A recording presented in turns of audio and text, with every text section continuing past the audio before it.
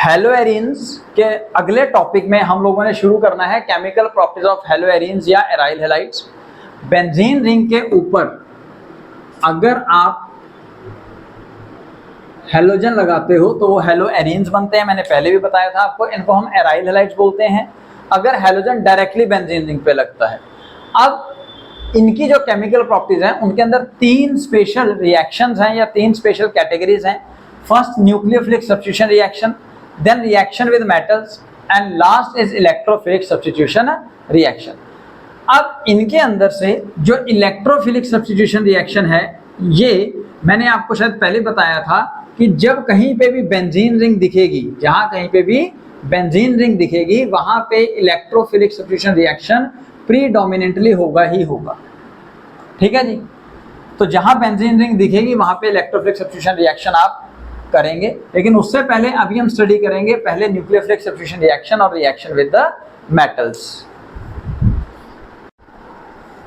तो स्टूडेंट्स, जैसा आपको बताया जाता है कि हेलोएरिन्स बहुत कम रिएक्टिविटी शो करते हैं towards the nucleophilic substitution reaction as compare to the haloalkanes. Haloalkanes के अंदर तो आपने डिटेल में न्यूक्लियोफिलिक सब्स्टिट्यूशन रिएक्शन स्टडी किए थे, SN1 SN2 मैकेनिज्म भी इवन स्टडी किया था, लेकिन हेलोएरिन्स जो हैं वो बहुत कम रिएक्टिविटी शो करते हैं towards nucleophilic substitution reaction. It means they are very less chemical reactive towards the nucleophilic substitution reaction. लेकिन कुछ special condition under certain drastic conditions like high temperature and high pressure, some of nucleophilic reactions of haloarenes are possible। कुछ reactions जो हैं वो possible हैं, जो हम थोड़ी देर में स्टडी करेंगे। पर उससे पहले आपको स्टडी करना है कि ऐसे क्या रीजंस हैं जिनकी वजह से न्यूक्लियोफिलिक सब्स्टिट्यूशन रिएक्शन हेलोएरिन्स तकरीबन शो नहीं करते। तो उसका सबसे पहला रीजन है because of the resonance, second polar nature of the carbon halogen bond with respect to the haloarenes and haloalkanes, similarly different hybrid state of the carbon in carbon halogen bond among haloarenes and haloalkanes। इसको थोड़ा सा detail में समझते हैं। तो reasons में हमने सबसे पहला रीजन रेजोनेंस समझा। पुत्र रेजोनेंस का मतलब क्या होता है कि अगर पॉसिबिलिटी हो इलेक्ट्रॉन क्लाउड की शिफ्ट होने की on to the other carbon atoms या ऑन टू द अदर, तो वो शिफ्ट होता है। तो उसके लिए शर्त होती है कि आपके पास alternatively single bond double bond single bond हो या lone pair single bond double bond हो। तो यहाँ पे वो शर्त हमारे पास अवेलेबल है। देखिए, पाई बॉन्ड, सिग्मा बॉन्ड और लोन पेयर ऑफ इलेक्ट्रॉन्स। तो जिसकी वजह से आप देखिए यहाँ से लोन पेयर इधर शिफ्ट होगा। अब ये जो इलेक्ट्रॉन पेयर है वो एक कार्बन पे आ जाएगा नेगेटिव चार्ज, और ये हेलोजन एक्वायर करेगा पॉजिटिव चार्ज, और कार्बन हेलोजन के बीच में डबल बॉन्ड। तो उसके बाद ये नेगेटिव चार्ज शिफ्ट होगा यहाँ पे, ये डबल बॉन्ड शिफ्ट हो जाएगा नेक्स्ट कार्बन पे। तो आप देखिए डबल बॉन्ड पहले इस फर्स्ट और सेकंड कार्बन पे था, इस बार आपने एक तरह से सेकंड और थर्ड पे बना दिया। नेगेटिव चार्ज यहाँ वाला फिर आगे शिफ्ट होगा। अब ये कार्बन 5 बॉन्ड फिर नहीं बना पाएगा, जिसकी वजह से ये इस इलेक्ट्रॉन पेयर को आगे भेजेगा, यहाँ पे आ गया, और अल्टीमेटली ये इलेक्ट्रॉन पेयर दोबारा से जाएंगे और जो डबल बॉन्ड हेलोजन ने बनाया था वो डबल बॉन्ड दोबारा से शिफ्ट हो जाएगा ऑन टू द हेलोजन। तो अल्टीमेटली आप देखिए कि ये जो स्ट्रक्चर बना, ये जो स्ट्रक्चर बना है ये, और अगर फर्स्ट स्ट्रक्चर को आप कंपेयर करेंगे देन यू कैन सी कि आपके जो डबल बॉन्ड का कैरेक्टर है वो शिफ्ट हो गया। ठीक है ना। तो delocalization of the double bond हुआ, जिसकी वजह से, या हम ये कहेंगे delocalization of the pi electron cloud हुआ है, जिसकी वजह से इलेक्ट्रॉन्स जो हैं वो यूनिफॉर्मली डिस्ट्रीब्यूटेड हैं between all 6 carbon atom of the benzene में। ठीक है जी। तो ये हाइब्रिड स्ट्रक्चर है, जिसकी वजह से हम कह सकते हैं कि कहीं कहीं पे किसी स्ट्रक्चर के अंदर आपके हेलोजन के ऊपर कुछ पॉजिटिव चार्ज आया और 3 कार्बन एटम्स के ऊपर थोड़ी थोड़ी देर के लिए नेगेटिव चार्ज आया। तो जो चार्ज आया वो बहुत थोड़ा होता है, तो जिसकी वजह से उसको हम डेल्टा से शो करेंगे। तो डेल्टा नेगेटिव और डेल्टा पॉजिटिव चार्ज आ गया आपके पास, और जो डेल्टा नेगेटिव चार्ज है आप पोजीशंस अगर ध्यान से देखें तो वो कहाँ आया, ऑर्थो, पैरा और ऑर्थो पोजीशन में with respect to the halogen on a benzene ring. तो अब यहाँ पे आपको पता लग गया कि कार्बन हेलोजन बॉन्ड जो है that has basically the partial double bond character. उसके अंदर पार्शियल डबल बॉन्ड कैरेक्टर है हेलोएल्केन्स के अंदर, जिसकी वजह से कार्बन हेलोजन बॉन्ड को ब्रेक करना डिफिकल्ट हो जाता है, क्योंकि एक सिंगल बॉन्ड था, अब यहाँ पे डबल बॉन्ड है। ठीक है ना। यहाँ पे अगर सपोज आप कहते हो 10 जूल एनर्जी चाहिए, तो यहाँ पे सपोज 12 जूल चाहिए होगी, तो ज्यादा चाहिए। तो डेफिनेटली यहाँ पे एनर्जी ज्यादा चाहिए, यानी कि बॉन्ड को तोड़ना ज्यादा मुश्किल हो गया है। जब बॉन्ड टूटेगा नहीं आसानी से तो न्यूक्लियोफाइल यानी कि हैलोजन निकलेगा नहीं। जब एक न्यूक्लियोफाइल निकलेगा नहीं तो दूसरा न्यूक्लियोफाइल सब्स्टिट्यूट इजिली होगा नहीं। That's why this is the first reason. तो आप सेकंड पॉइंट यहाँ पे देखिए, कार्बन हैलोजन बॉन्ड जो होता है in haloalkanes that is more polar than carbon halogen bond in haloarenes. इस कंसेप्ट को सपोर्ट किया जाता है by the dipole movement. Haloarenes का जो डाइपोल मूवमेंट है वो 1.7 डेबाई माना जाता है, ठीक है जी। ऑन द अदर हैंड अगर आप हैलोएल्केन्स के बारे में बात करेंगे, हैलोएल्केन्स के बारे में आप बात करेंगे, तो यहाँ पे इनका जो डाइपोल मूवमेंट है वो 2 से 2.2 के बीच में होता है। क्लियर हो गया पुत्र? तो जितनी ज्यादा पोलैरिटी या जितना ज्यादा डाइपोल मूवमेंट, रिएक्टिविटी उतनी ज्यादा हो जाएगी। तो यानी कि हम कह सकते हैं haloalkane shows more reactivity as compare to the haloarenes because of the polar nature. अब इसी कंसेप्ट को एक और पॉइंट से भी आप समझ सकते हैं। सपोज हाइब्रिडाइजेशन, आपको पता होगा अगर कार्बन के इर्द गिर्द सारे सिंगल बॉन्ड हों तो उस टाइम पे वो कार्बन sp3 हाइब्रिडाइज्ड होता है। कार्बन के इर्द गिर्द अगर एक डबल बॉन्ड होगा तो वो sp2 हाइब्रिडाइज्ड होगा। कार्बन के अराउंड अगर ट्रिपल बॉन्ड होंगे तो वो sp हाइब्रिडाइज्ड होगा, sp हाइब्रिडाइज्ड होगा। तो आपको पहले ही पता है कार्बन हैलोजन के अराउंड यहाँ पे जो कार्बन हैलोजन के साथ जुड़ा हुआ है, एक तो वो पोलर है, रेजोनेंस है, पार्शियल डबल बॉन्ड करैक्टर है ना, और इवन वहां पे हाइब्रिडाइजेशन कौन सी है, sp2। और sp2 हाइब्रिडेशन शो करती है अकॉर्डिंग टू इलेक्ट्रोनेगेटिविटी ऑर्डर कि सबसे ज्यादा इलेक्ट्रोनेगेटिविटी जो है वो sp में है, फिर sp2 में, फिर sp3 में। इसको आप स्टडी कर सकते हैं in terms of s character. यहाँ पे 50% s कैरेक्टर होगा पुत्र, यहाँ पे 33% होगा और यहाँ पे लगभग 25% होगा, ठीक है। तो जितना s कैरेक्टर ज्यादा, इलेक्ट्रोनेगेटिविटी उतनी ज्यादा, या इसको सिंपल लैंग्वेज में समझें कि जितना s कैरेक्टर ज्यादा उतना ज्यादा हैलोजन जो है वो कार्बन के क्लोज होगा, जिसकी वजह से हैलोजन के इलेक्ट्रॉन्स को वो कार्बन इजीली लूज होने नहीं देगा। हेंस वी कैन से कि sp वाला बॉन्ड जो है उसमें इलेक्ट्रोनेगेटिविटी ज्यादा होगी। इलेक्ट्रोनेगेटिविटी ज्यादा होने का मतलब क्या है कि वो हैलोजन्स के इलेक्ट्रॉन्स को इजीली ले जाने नहीं देगा। जब इलेक्ट्रॉन अपने ले जा ही नहीं पाएगा तो वो फिर न्यूक्लियोफाइल बनेगा कैसे, ठीक है ना।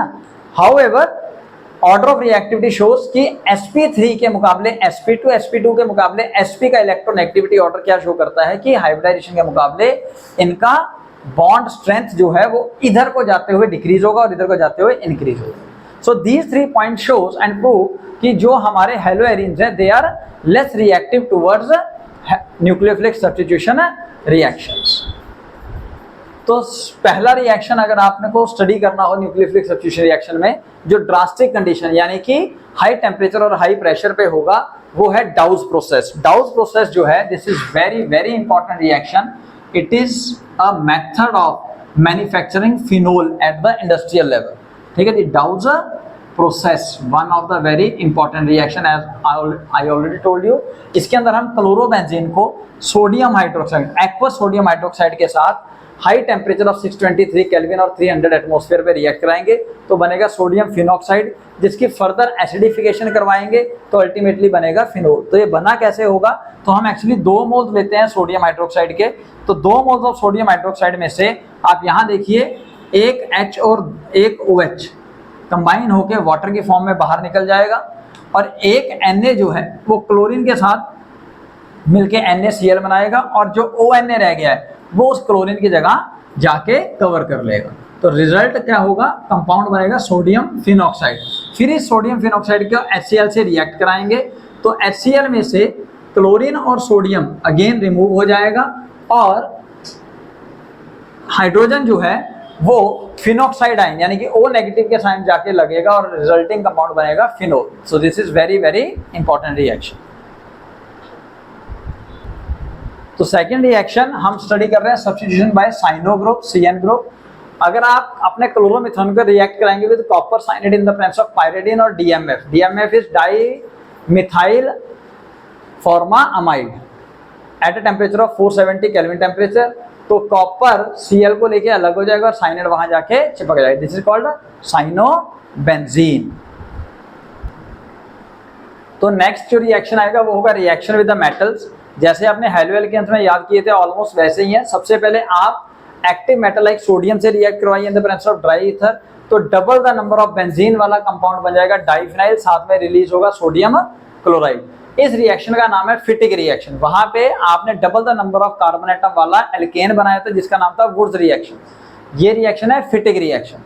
अब अगर आप इन दोनों को मिला दो मतलब एक बार आप हेलो एरीन लो, एक बार हेलो एल्केन लो, उसको रिएक्ट कराओ with the active metals like sodium in the presence of dry ether, तब बन जाता है टोलीन या methyl benzene along with the liberation of NaCl। और इस रिएक्शन का नाम होता है फिर Wurtz Fittig reaction, Wurtz Fittig reaction. उसके बाद नेक्स्ट रिएक्शन में हम क्या करेंगे, अब हेलो एल्केन के साथ रिएक्ट कराएंगे with active metal like copper. ठीक है जी। अब ध्यान दीजिए, कॉपर के साथ जब आप रिएक्ट करवाएंगे तो आपने जो एल्काइल हैलाइड लेना है वो स्पेशली आइडोबेंजीन लेना है, आइडोबेंजीन लेना है। रीजन बिकॉज यहाँ पे अगर आप कॉपर के साथ रिएक्ट करा रहे हो विद हेलोएरिन तो ये आइडोबेंजीन के साथ ही होगा। ठीक है जी। Result again double the number of carbon at double the number of benzene ring वाला कंपाउंड कॉपर आयोडेट। इस रिएक्शन का नाम है अल्मेंस रिएक्शन। अल्मेन रिएक्शन जो है ये स्पेशली रिएक्शन है फॉर आइडोबेंजीन, यानी कि जो आप अगर अल्मेन रिएक्शन को हेलो एल्केन्स के लिए करोगे तो वहां पे क्लोरो ब्रोमो आइडो कोई भी आ सकता था, लेकिन अगर आप हेलो एरीन्स की बात कर रहे हो तो यहाँ पे सिर्फ और सिर्फ आइडोबेंजीन ही आएगा। Next reaction with the magnesium. तो आपको याद होगा वहां पे आपने मैग्नीशियम के साथ जब रिएक्ट किया था तो एक स्पेशल कंपाउंड बना था जिसका नाम था ग्रिग्नार्ड्स रिएजेंट।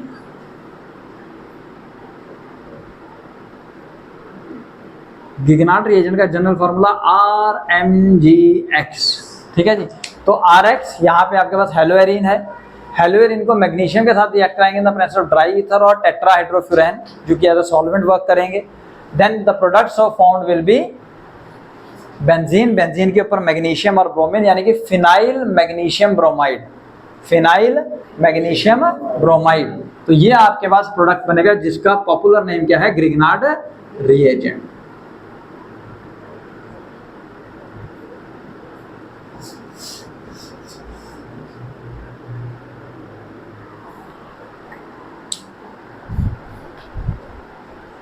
तो नेक्स्ट रिएक्शन होगा पुत्र इलेक्ट्रोफिलिक सब्स्टिट्यूशन रिएक्शन, यानी कि इस बार इलेक्ट्रोफाइल अटैक करेगा और इलेक्ट्रोफाइल अटैक करेगा directly onto the benzene ring, directly onto the benzene ring. तो wherever benzene ring is possible और available then generally electrophilic substitution reaction occur, वो होता ही होता है। हाउएवर हेलोएरिन्स बेंजीन के मुकाबले लेस रिएक्टिव हैं टुवर्ड्स इलेक्ट्रोफिलिक सब्स्टिट्यूशन रिएक्शन। ठीक है।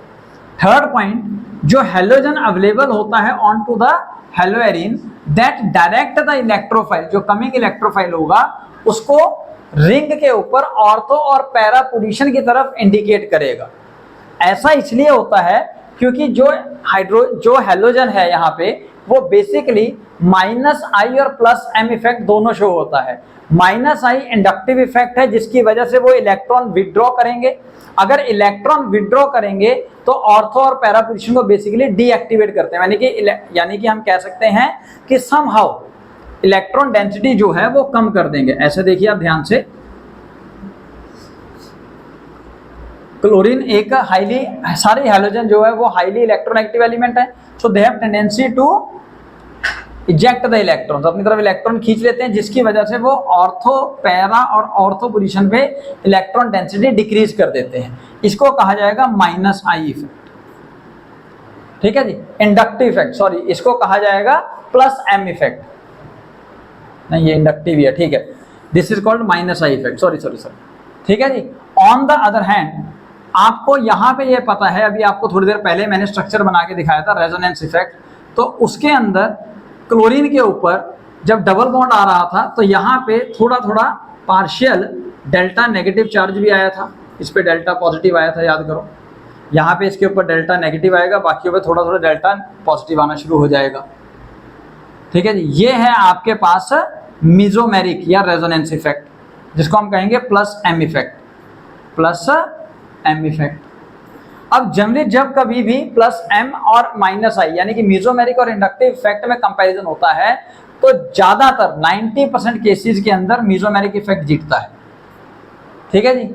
लेकिन यहाँ पे हेलोएल्केन्स के अंदर, हेलोएरीन्स के अंदर सॉरी, यहाँ पे एक्सेप्शन है कि प्लस M के मुकाबले माइनस I इफेक्ट जो है वो जीत जाता है। Minus I effect shows more prominence than plus M effect, this is a exception. 90% cases में रेजोनेंस जो है वो ज्यादा अपना अच्छा इफेक्ट शो करता है। तो हम ये कह सकते हैं यहाँ पे कि हेलोएरीन्स के अंदर अगर किसी तरह से आप इलेक्ट्रोफाइल को रिएक्ट करवा रहे हो तो जनरली जो है वो haloarenes minus I effect show करते हुए वो ऑर्थो और पैरा पोजीशन को डीएक्टिवेट कर देता है। लेकिन फिर भी अगर किसी तरीके से इलेक्ट्रोफाइल इस बेंजीन रिंग के पास पहुंच जाएगा तो वो इलेक्ट्रोफिलिक सब्स्टिट्यूशन रिएक्शन फिर भी ऑर्थो और पैरा पोजीशन पे ही शो करेगा। और जैसे मैंने आपको पहले भी बताया कि कहीं पर भी अगर इलेक्ट्रोफिलिक सब्स्टिट्यूशन रिएक्शन हो रहा है तो इसके 5 रिएक्शन बहुत ही पॉपुलर हैं जो हर बार होते हैं, उनको आपने याद करना है। Halogenation, nitration, sulphonation, Friedel-Crafts alkylation और फ्रीडल-क्राफ्ट एसाइलेशन। मैं थोड़ा जल्दी समझ। अब डायरेक्ट हेलोजिनेशन के अंदर आपने क्या किया पुत्र, स्पेशली हेलोजिनेशन के लिए आपने हेलोएरीन लिया, क्लोरीन के साथ रिएक्ट कराया in the presence of Lewis acid like anhydrous aluminium chloride वगैरह। एनहाइड्रस एल्यूमिनियम क्लोराइड एक क्लोरीन खींचेगा क्योंकि उसको नेगेटिव चार्ज चाहिए होता है, जिसकी वजह से यहाँ पे Cl पॉजिटिव बचेगा। Cl पॉजिटिव जो है वो H पॉजिटिव आयन को यहाँ से निकाल लेगा और खुद बैठेगा, लेकिन कौन सी पोजीशन पे बैठेगा जाके, ऑर्थो और पैरा पोजीशन पे। ऑर्थो और पैरा के अंदर भी सिमेट्रिकल कौन होगा, पैरा वाला, जिसकी वजह से वो मेजर होगा। यहाँ पे क्लोरीन क्लोरीन नजदीक हो जाएंगे, इनके बीच में वही सारी कहानियां, इनके बीच में स्टेरिक हिंड्रेंस या रिपल्शन ज्यादा होगी, जिसकी वजह से अल्टीमेटली क्या होगा, पैरा प्रोडक्ट ज्यादा बनेगा, ठीक है जी। Second B, nitration. नाइट्रेशन के लिए आप NO2 पॉजिटिव को लेके आएंगे। कहां से आएगा ये, कंसंट्रेटेड नाइट्रिक एसिड से आ जाएगा। कैसे, देखो अगेन आप रिएक्ट करवाइए HNO3 के साथ इन the presence of concentrated sulphuric acid, ठीक है पुत्र। तो यहां से क्या होगा, NO2 पॉजिटिव और OH, ऐसे लिख सकता हूं मैं इसको दिखाने के लिए, है ना। तो ऑर्थो और पैरा पोजीशन से हाइड्रोजन निकलेगा तो वो OH के साथ रिएक्ट करेगा तो क्या बन जाएगा, वाटर, और NO2 जाके वहां पे चिपक जाएगा। तो ये बन गया, क्या बन गया पुत्र, ऑर्थो पोजीशन वाला क्या बन गया, ये ऑर्थो पोजीशन के हिसाब से 1 क्लोरो 2 नाइट्रो बेंजीन, और ये माइनर होगा। Reason same sir, unstable repulsion, यहाँ पे स्टेबिलिटी ज़्यादा, ठीक है, ये मेजर प्रोडक्ट होगा, ठीक है। This is called nitration. तो सल्फोनेशन के अंदर अब आप कंसंट्रेटेड सल्फ्यूरिक एसिड के साथ रिएक्ट कराएंगे विद क्लोरोबेंजीन, तो कंसंट्रेटेड सल्फ्यूरिक एसिड कुछ इस तरीके से दिखाएगा। तो OH यहाँ से, हाइड्रोजन यहाँ से निकलेगा in the form of water. Concentrated sulphuric acid वैसे भी आपको याद होगा डिहाइड्रेटिंग एजेंट होता है, और ऑर्थो और पैरा पोजीशन पे SO3H जाके लग जाएगा विद रिस्पेक्ट टू क्लोरीन। लेकिन अगर बेंजीन के ऊपर SO3H ग्रुप लगा हो तो ये बन जाता है बेंजीन सल्फोनिक एसिड, जो कि one of the strongest group माना जाता है जब कभी भी नेमिंग किया जाए या इनको कंसीडर किया जाए। तो उस हिसाब से अब इसका नाम क्या होगा जी, 1 ये 2 ये। अब 2 क्लोरोबेंजीन सल्फोनिक एसिड या 4 क्लोरोबेंजीन सल्फोनिक एसिड, इसके अंदर ये मेजर प्रोडक्ट होगा और ऑर्थो वाला माइनर होगा, ठीक है जी। तो फ्रीडल-क्राफ्ट एल्काइलेशन और एसाइलेशन, जैसा आपको बताया, 2 और इसके रिएक्शन जो बड़े इंपॉर्टेंट है। तो फ्रीडल-क्राफ्ट एल्काइलेशन के अंदर आपने एल्काइल ग्रुप, कोई भी एल्काइल ग्रुप ऑर्थो और पैरा पोजीशन पे लगाना है। उसके लिए आप क्या करेंगे, एक एराइल हैलाइड को एक और एल्काइल हैलाइड के साथ रिएक्ट कराएंगे in the presence of anhydrous aluminium chloride, यानी कि लुईस एसिड की प्रेजेंस में, जिसकी वजह से क्या होगा, ये पहले इसके साथ चिपकेगा, इसके ऊपर पॉजिटिव नेगेटिव चार्ज आएगा, ये पॉजिटिव जाएगा, तो यहाँ से एक हाइड्रोजन ऑर्थो और पैरा पोजीशन छोड़ेगा और CH3 जाके लग जाएगा, ठीक है। और वो H पॉजिटिव आयन फिर AlCl4 नेगेटिव आयन में से क्लोरीन को निकालेगा और HCl के फॉर्म में बाहर हो जाएगा। तो यहाँ पे ऑर्थो और पैरा पोजीशन पे आपका मिथाइल ग्रुप लग गया। अगर मिथाइल खाली होता तो टॉलिन होता, अब सर क्लोरीन साथ में लगा हुआ है तो इसका नाम हो गया orthochlorotoluene, this is parachlorotoluene. Major product sir ये वाला, ठीक है जी। एसाइलेशन के अंदर CH3COCl ग्रुप आप रिएक्ट कराएंगे एसाइल क्लोराइड, तो यहाँ पे आप CH3C डबल बॉन्ड O इस ग्रुप को जोड़ते हैं। सो क्लोरोबेंजीन को रिएक्ट कराएंगे with CH3COCl in the presence of anhydrous aluminium chloride, तो प्रोडक्ट बन जाएगा। तो उससे पहले आप ये देखिए, ये जो प्रोडक्ट होता है मतलब ये बड़ा ही फेमस प्रोडक्ट है आपके ऑर्गेनिक केमिस्ट्री का, दिस कॉल्ड एसीटोफिनोन। एसीटोफिनोन, तो इसके मुकाबले क्लोरीन ऑर्थो और पैरा पोजीशन में लगा हुआ है, then it is named as orthochloroacetophenone, this is called parachloroacetophenone. तो मेजर सर ये this is all about chemical properties of haloarenes. इसके बेस जितने रिएक्शन हो सके उतनी प्रैक्टिस ज्यादा से ज्यादा करें।